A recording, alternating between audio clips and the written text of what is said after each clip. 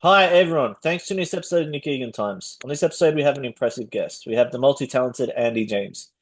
Andy's latest album, Let Me See Your Heart, showcases Andy's love for jazz with fresh takes on timeless classics, including a captivating rendition of Billy Joel's New York State of Mind. Andy's brilliant journey began as an internationally acclaimed flamenco dancer performing across the globe before shifting into the world of jazz.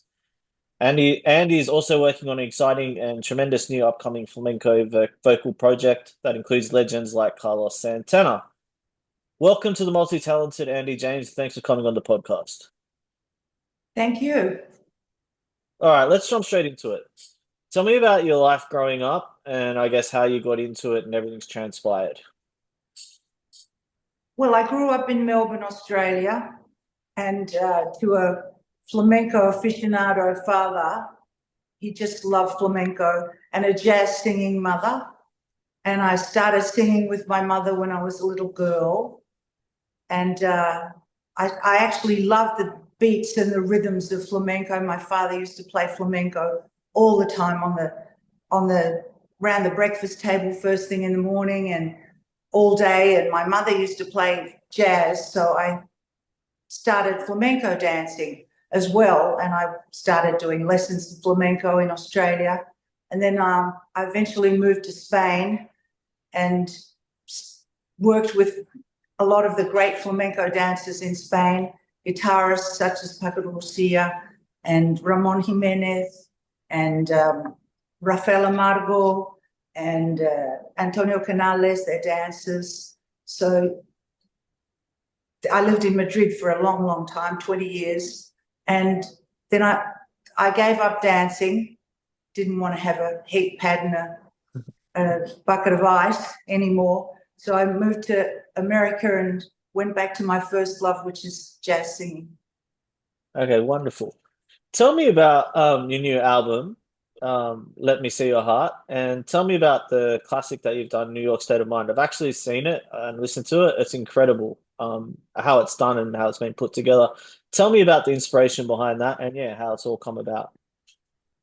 Well, I just had to cover Billy Joel's New York State of Mind for so many reasons.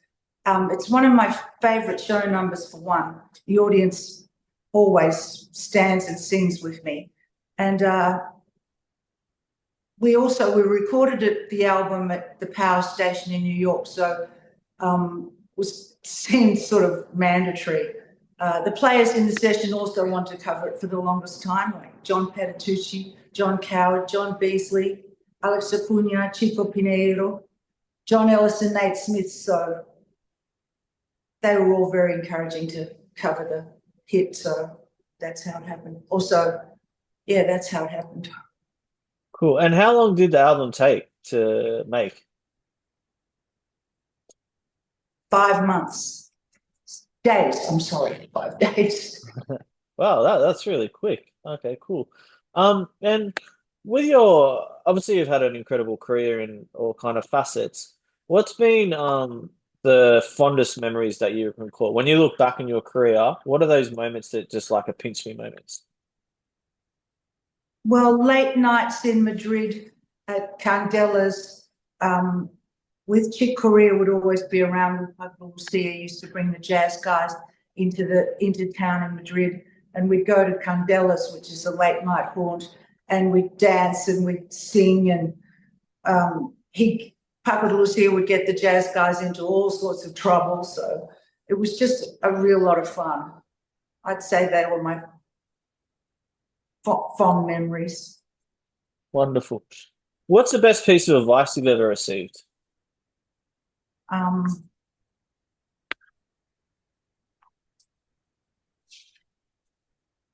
just to keep to work for to be able to get the audience to actually get it, the audience to actually feel what you're trying to portray rather than just trying to please a record company or you know, success is a hard question to answer. I used to think it was being popular with everyone, but I think it's now just being happy with what you're doing and being able to share it with an audience.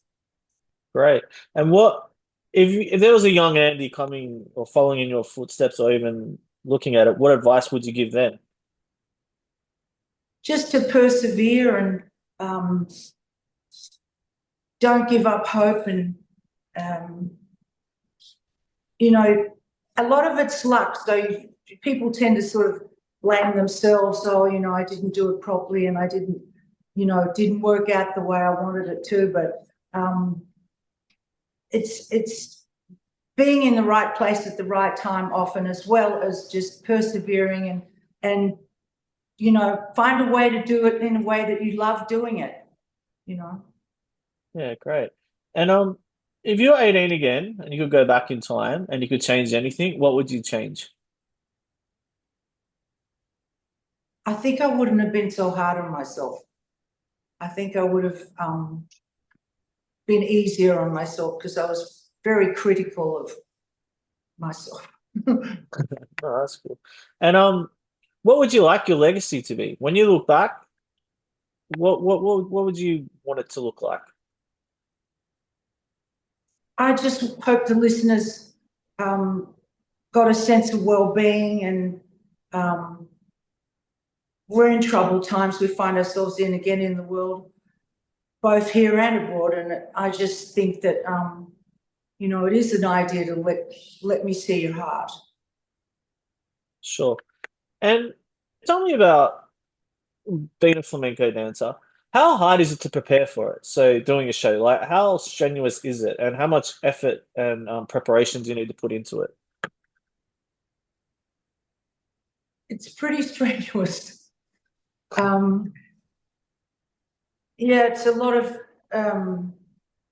it's hard on your limbs, it's hard on your back, it's hard on your legs, but it's very exciting, and you get kind of high from all that strenuous activity. I think it's an athletic kind of um, art. So yeah, but I was always sore. And what do you enjoy most about it? Or what was the passion that really brought it out from you that you really thoroughly enjoyed it the most? Oh, the rhythms, definitely the rhythms and the beats, and the guitar and the singing. The singers is very soulful, very meaningful, um, and the guitars are convey an awful lot of emotion. So, um, and that with the rhythms, it's just the whole thing. Wonderful. And you've traveled the world and obviously done shows everywhere. Where are some of the best places you've performed? In Spain, definitely. Um, in Asia, definitely. In Rome, Paris, and America's great too. I love lots of places in America. So, yeah. Incredible. Andy, thank you for coming on the podcast. I do appreciate it. Thanks for your time. It's amazing what you've done in your career and obviously what you're doing, obviously with your new album. And yeah, thanks for coming on. Thank you very much for having me. You're welcome. Have a great day. You too. Thank you.